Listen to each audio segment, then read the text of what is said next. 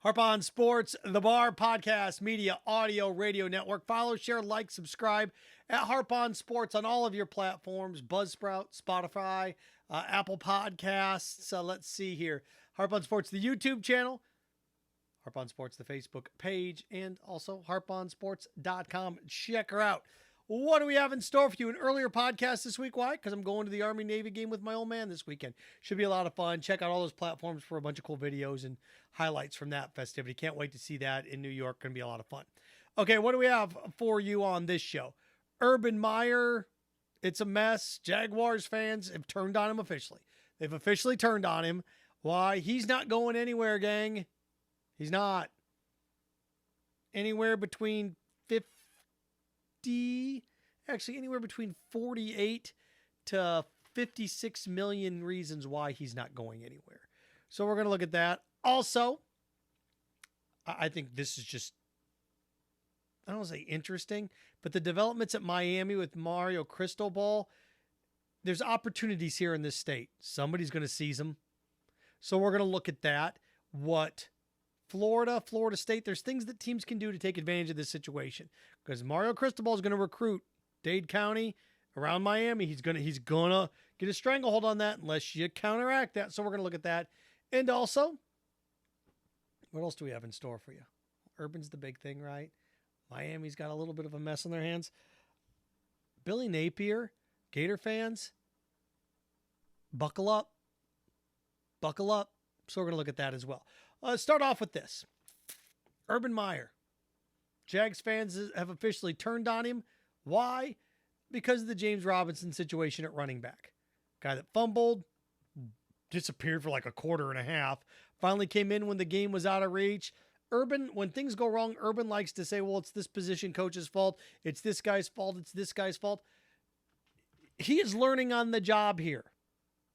He is learning on the job. It's like Jimmy Johnson went 1-15 his first year in Miami, learning on the job. Coaches struggle out of the gate, making the transition from college to the NFL. They struggle out of the gate.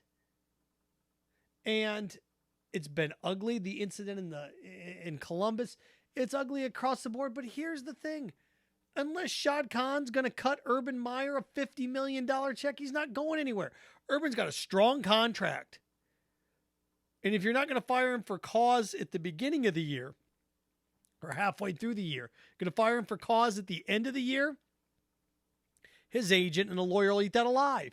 That's not going anywhere. You're not getting away with that. You're just not. So what's going to happen with Urban Meyer? Well, here's what's going to happen with Urban Meyer. He's not going to go anywhere. He'll make Shad fire him. He's not going to resign. He's not going to quit. This is not like college where you have, recruiting and you have to deal with this and this coordinator and boosters. The minute the season ends, free agency's handled through the GM. He can pick what groceries he wants, but that's the GM's responsibility to figure that out. Who are we going to afford? What are we going to do? What's the plan of attack? It's not like you have to recruit constantly every single day. You go to the combine, you got to watch guys work out. You have your on-campus visits. Okay, there we're good. You formulate a plan through free agency, and free agency is all about who can get the most amount of money in front of the most amount of guys. So the Jaguars are going to target, 3 or 4 guys in free agency, probably going to spend between $50 and $60 million. What are they going to go get? Well, maybe they'll go get a big-name wide receiver. Maybe they won't. The easiest positions to overpay and get quality, though, are offensive and defensive line. The Jaguars are going to pick in the top 3 or 4. What does that mean? I was looking at this. That means Kayvon Thibodeau. That means Aiden Hutchinson. Or that means Evan Neal on the offensive line. They're going to get the best offensive lineman or the second best or maybe even best defensive lineman to look. If you go get Thibodeau or you get Aiden Hutchinson and you can pair him with Josh Allen, wow. And then with the 3rd pick in the 2nd round, whatever you have, then you can attack that and go get the best offensive guard or another offensive lineman available. If you don't sign an offensive lineman in free agency, you sign a tackle in free agency, draft an offensive guard in the top 5 picks of the 2nd round, you draft Hutchinson or Thibodeau, and then you get Etienne back, you're adding 5 or 6 pieces. You're overhauling 20% of your roster. He's not going anywhere. He's not. Well, he's embarrassing himself and he doesn't know, and he's embarrassing himself at press conferences. Guys, he signed a $10 to $12 million a year deal for 5 years. That's $50 to $60 million. Now, at the end of this year, it could be 40 to 48. It's at the small end. It was 5 years. And look, it's not like college where there's been this buyout and this buyout. Urban wasn't going to take the job with the Jaguars. They were begging him to take that job. He's not going to quit. Oh, he'll quit. No, he won't. Quit why? He can make $25, $30 million. He's not quitting. And Shad Khan's not going to cut bait on this. He's not. Jag fans, you think you're getting rid of Urban Meyer? You're not. He's not going anywhere. He's not. Well, Trevor Lawrence isn't developing. Okay. Urban apparently is unhappy with all of his assistants. We're going to blame it on all the assistants and then go from there. That's what's going to happen. So if you think this is going to end with Urban getting fired and, somehow Jags fans are going to stumble into Eric Bieniemy or something like that, no way. It's not going to happen. It's just not. It's not. Well, Dabo Swinney can, no. This is one of these things that you got to ride this out for a couple more years. What you have to hope here is Trent Baalke knows what he's doing via the draft and make some right choices along the way. Make some good, solid choices along the way. Development of these picks.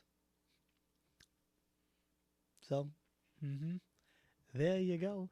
And I know everybody loves Ryan Day, and there's talk that he may make the next move to the NFL. Maybe, but you're going to go back and do another college guy and a college guy that learned under Urban Meyer.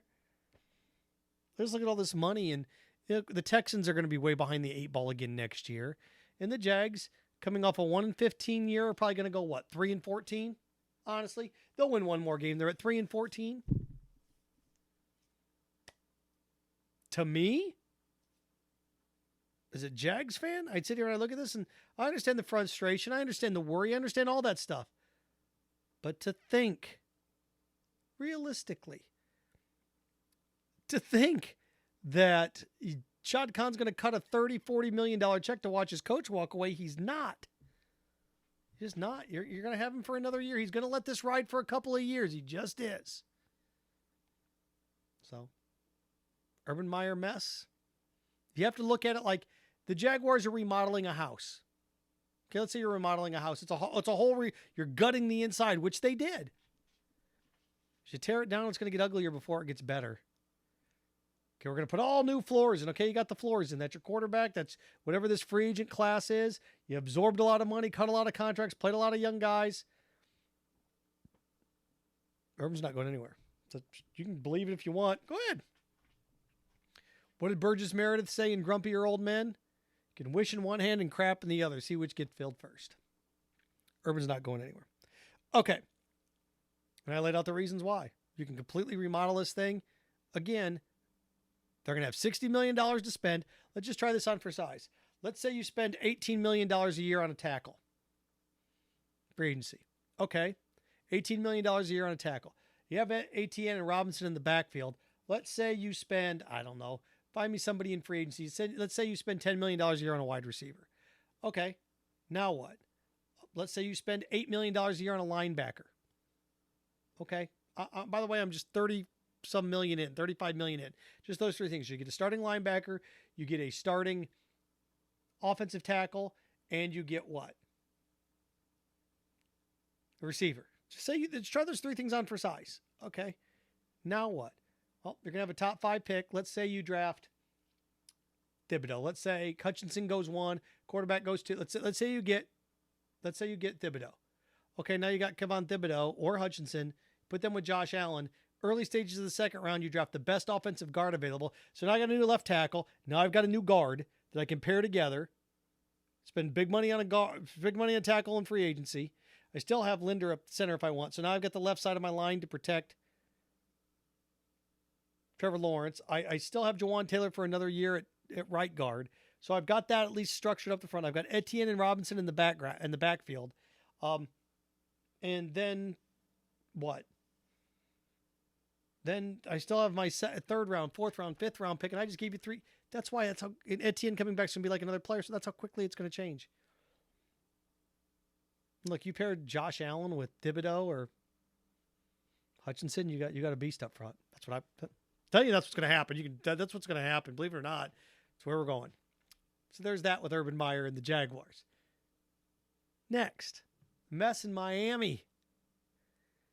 And again, this is one of these things that you don't care. And they didn't care. They wanted their guy. They treated their current girlfriend, boyfriend at this point, Manny Diaz, like garbage. That's what Miami was. Miami was cheating on their spouse with the new young hot thing and didn't care. The psychological damage, didn't care. Cut him loose, cut him a check. This is one of these things where it's like, we paid you, go away. So what? You got your money still. I had a boss once. It didn't happen to me, but somebody that I worked with.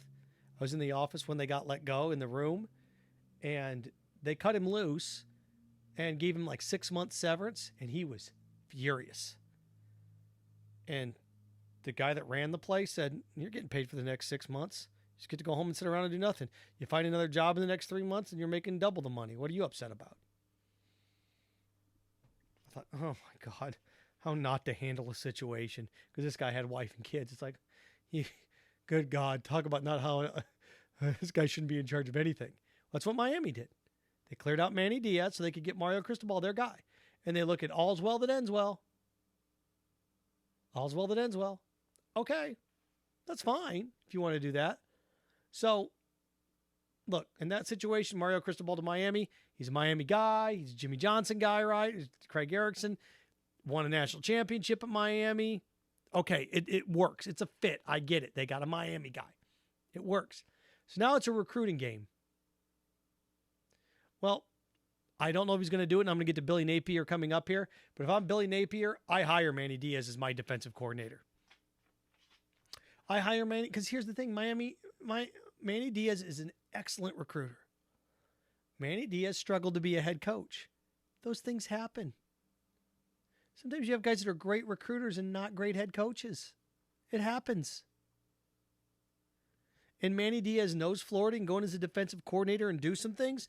I want a guy that I know that can recruit against Mario Cristobal down in Miami and take some of that talent away. I want a guy that can keep talent away from Tallahassee and Florida State and Mike Norvell. Okay, let's do it. Let's do it. Where are you, Manny? I pay Manny Diaz $2 million a year to be my defensive coordinator. Now, will Billy Napier do that? I don't think so. That's what he should do. The guy that I wanted as the offensive coordinator, if Dan Mullen would have stayed, the guy that I thought it should have been the offensive coordinator, Jeff Lebby. See, he just got hired. Yep. He's new offensive coordinator at Oklahoma. So what happens here? Well, what happens is, in that case, Oklahoma gets a new head coach that, boy, he's very, very good defensively, isn't he? And that's all he's ever done. So he looks around and goes, you know what, offensively, I'm not going to deal with this. I'm going to hire, come on in, Mr. Matt Corral, play caller. I want you to do the same thing here. That's the mindset. I'd hire Manny. Again, I don't think I'll do it. But Billy Napier, if I were Billy Napier, I'd go in and say, okay, Manny Diaz is my defensive coordinator. Is it Joe Brady that just got canned in Carolina? Joe, come back and be my offensive coordinator. I know you guys aren't going to be here forever, but at least with strong coordinators and play calling, I can attract recruits. And all Joe Brady's got to do is go in there and say, hey, remember I did Joe Burrow. And you can immediately start to change the structure a little bit, whether Anthony Richardson's your guy or not. But you can immediately start to change that structure there a little bit. Do I think that's going to happen? No. That's what I would do. I'd hire Manny Diaz as my defensive coordinator. A guy that I still think would be a great defensive coordinator for Florida is Jeremy Pruitt, but Billy Napier doesn't seem to be that guy. We're going to get to that in a minute. What should Oregon do? How about this? The latest thing that they're saying, Oregon, Phil Knight, Nike, so Nike money. Phil Knight's got his heart set on Lane Kiffin. If Phil Knight at Oregon, Nike money, has his eyes and heart set on Lane Kiffin's going to join Brian Kelly in the $10 million a year club. Because Ole Miss just gave Lane Kiffin an extension, right? Paying him $7.5 million a year. You know, if Phil Knight wants in and he wants Lane Kiffin, you know Phil Knight, Oregon, going to get in there. Remember, Lane's a West Coast guy. USC knows how to recruit the Pacific. I got news for you. If that's the case, get ready for Oregon and Nike to give Lane Kiffin a 10-year, $100 million deal out there. And he'll own it. He'll own it. Lane Kiffin's actually perfect for Oregon. I told you in the last two podcasts, somebody was going to hire him. And it looks like Oregon's on that path. And if you're Lane Kiffin and you stay at Ole Miss rather than go to Oregon, you're insane. You're insane. If you're Lane Kiffin, you look around and go, okay, let me get this straight. Depending on how the structure of the SEC works, I'm at Ole Miss. I can continue to recruit against LSU, who now has Brian Kelly. I can recruit against Nick Saban at Alabama. Harston at Auburn, I'm not too worried about. But the minute Texas and Oklahoma come into this, and I'm at Ole Miss, keeping up with those Joneses, no thank you. I'll go out to Oregon where I have to worry about what? Washington and USC, and I've got Oregon Nike money? If Phil Knight wants Lane Kiffin and offers him $10 million a year, Kiffin's gone. Gone. Be crazy not to take it. And then, if that's the case, what I'd love to see Ole Miss do, and they won't do it, but I would love to see Ole Miss hire Dan Mullen. Why not? He knows how to recruit the state. Dan Mullen was successful at Mississippi State. He knows how to recruit that division. He knows that area of the country. He had success in that area of the country. You can dip into Texas from Mississippi and sit there and say, remember that Dak Prescott guy? I kind of know. Now, will Ole Miss do that? Probably not. I would love to see Dan Mullen end up at Ole Miss. That'd be great. Will they do it? No. Be fun though, wouldn't it? If Oregon swings and misses on Lane Kiffin, to me, the guy that the energy, and I think if you gave him Nike Oregon money, I think PJ Fleck from Minnesota would tear it up. And PJ Fleck, COVID year aside, PJ Fleck has won 16. No, actually, hold on. PJ Fleck has won 17 games the last 2 full seasons at Minnesota. 17 games the last 2 full seasons at Minnesota. And he beat Auburn in, what was it? Was it the Outback Bowl 2 years ago? And now he's in another big bowl game with 8 wins at Minnesota. Nike would be smart to hire PJ Fleck. They'll probably go Matt Campbell route if they don't get Kiffin, but I think they're going to get Kiffin. So there's the structure on that one. I just love the idea of Kiffin back at Oregon, and what Ole Miss does, I don't know. I don't know what they'll do, but Dan Mullen want somebody that can recruit the state. There you go. You turn to your fan base and go, all this cat's done is gone to 3 straight. Dan Mullen went to 3 straight major bowl games at Florida. So there you go. But I think Mullen's going to head to the NFL. So there you go. Maybe he joins Urban Meyer in Jacksonville. Lastly, Billy Napier. He came in, he said he was going to be different. He said recruiting, and again, you could hear a pin drop in that press conference. Like, he's not worried about 4- and 5-star guys. He's worried about getting the right guys in here. Florida's commitment class is down to single digits. People decommitting, people leaving. He cleared it out. Billy's boat is empty. He came in and he wiped it clean. It's like, we're starting over. It's like, oh, how could he let 4-star Jiminy go? It's like, Jiminy doesn't fit with what he wants to do. He looks at you and is like, that's not the type of athlete that fits what I want to do. That guy doesn't fit my mold. So I'm going to glow this up and I'm going to get my mold in here. I expect Billy Napier to be very active in the transfer portal. And look, there's always a 4 or 5-star guy that's unhappy where he is. Georgia just had a 4-star running back, right? In last year's class, unhappy with his touches. He wants out. Okay.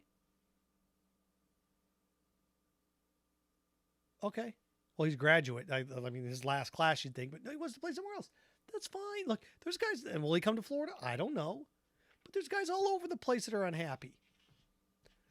Look, Notre Dame lost Ian Book, and they won, 44 games in his 4 years there, whatever it was, a ridiculous amount of games that he won. He left. So what do? They go get a guy from Wisconsin. He comes in, he goes 11-1. There's guys, that's a quarterback position too. You can find guys all over the place that are unhappy here. They'll come here, they'll go there. Guys like that all over the place. This guy's unhappy. This person's unhappy. Look, with a good work in the transfer portal, you could land 3 or 4-star. You could land 3 to 4 4-star guys from another team and come in immediately and get 4 starters. So look, that's changed things. But here's the truth, and no one else will tell you this. No one else will tell you this. I'm an honest broker. I'm a doctor. I'm a sports doctor. I give you the diagnosis. You don't come in and I go, oh, well, okay, everything's fine. You come back a week later and go, what's wrong with me? Well, actually, you have 6 venereal diseases and, your hair's falling out, but I don't want to hurt your feelings. I'm going to diagnose you. I'm going to say, this is the way it is. It's as harsh as it is. Shoot me straight, doc, right? Here's the rub. Billy Napier is not going to have a chance to win 10 games until his 3rd year. If Billy Napier at Florida, you're going to be lucky to go 6-6 in year 1. Lucky. The only reason you're going to go 6-6 is because your schedule's booty. Utah at home right now is a loss. Things can change, but that's a loss. But then you've got patty cake, patty cake, patty cake in your other 3 non-con games. So you'll get to 3-1 with those 3. But then you look at games like you beat Vanderbilt at home, or Vanderbilt there, maybe Kentucky at home. The crossover games A&M, good luck. Although they're used to deucing their drawers for a couple games a year. I think Florida next year is going to look a lot like Mike Norvell and Florida State this year. Bowl eligible at the end. Florida may have to win at Florida State to punch their ticket to a bowl game next year. That's what it's going to be like. And then the next year, I think it'll get better.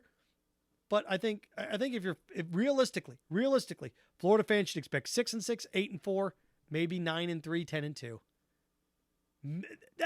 I am optimistic as optimistic can be. He's doing a complete rebuild. Complete rebuild. You ever have major surgery on something? I thought I may have to get my rotator cuff done. That's like 5 weeks in a sling. And then after that, you're out of the sling. You got to sleep in a chair. It's a complete shoulder almost rebuild.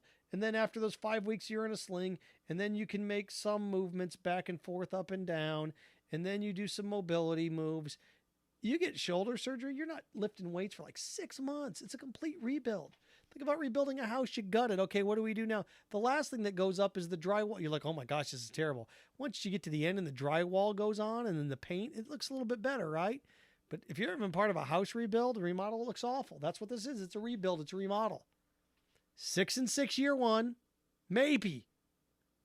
8-4, maybe. Schedule's going to get tougher. Then 9 wins. Billy Napier will be lucky to win 10 games in each of his first 3. Year three, Gator fans should be looking at 9-3 in year 3. That would be a good year in year 3. The way he's approaching it. He's going to coach him up. I think his rebuild is a rebuild. Florida is somebody that's 50 pounds overweight, and your fans expect you to have a 6-pack with 2 weeks worth of exercise. It's not going to work that way. Florida is trying to lose 50 pounds. You know how long it's going to take to lose 50 pounds? A year. A pound every week. If you're lucky. It's a massive process. It'll work out for you. All right, there we go. Harp On Sports, the VAR Podcast Audio Media Radio Network. Follow, share, like, subscribe at Harp On Sports on all of your platforms. Buzzsprout, Spotify, Apple Podcasts. Harp On Sports YouTube channel, Facebook page, at Harp On Sports Instagram, at Harp On Sports Twitter, and also harponsports.com. And remember, stay clean, stay focused, stay strong. Frankenstein. Have fun with your friends.